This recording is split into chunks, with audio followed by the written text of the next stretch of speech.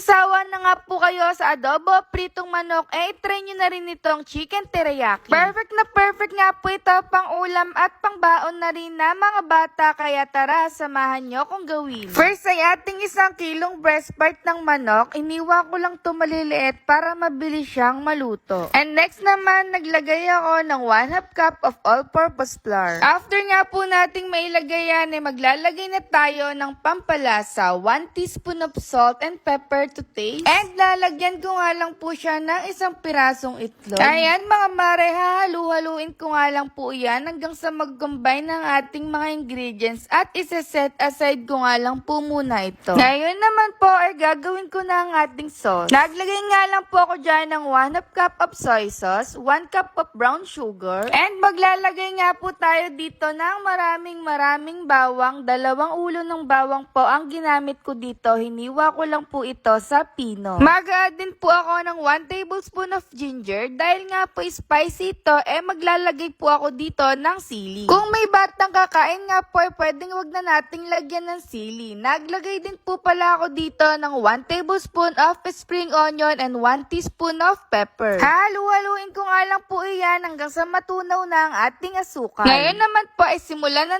nating prituhin ang ating manok. Isa-isa ko nga lang po ito ilalagay upang maiwasang magkadikit-dikit ito. Video ito mare, baka pwedeng paki-comment mo naman kung taga saan ka para alam namin kung saan umabot ang video ito. Nakatatlong batch nga po ako ng pagprito dito. Siguradong marami na to at sigurado akong marami na ring makakakain. Mabilis nga lang po ito maluto dahil half cook lang po ito. Wag nating ito-toasted dahil titigas po ang ating mga manok. Ayan na lahat ng naprito ko at isa-set aside ko lang yan. After nga po niyan, lulutuin ko na ang ating tinimplang sauce kanina. Sa malinis na kawali, nagbusa lang ako ng 1 tablespoon of sesame seeds. Hihintayin ko nga lang po siya mag-brown para lumabas ang kanyang flavor. Kapag ganyan na po ang kulay niya, ibubuhos na natin ang tinimpla nating sauce kanina. Hahalu-haluin ko nga lang po iyan at lulutuin sa mahinang apoy lamang. After lang minutes nga po, kapag nakita na natin kumukulo, ilagay na po natin ang mga prinito nating manok. Sigurado nga naman akong napakasarap nito mare at for sure magugustuhan nito ng mga bata. Kaya ano pa hinihintay mo, itry mo na rin.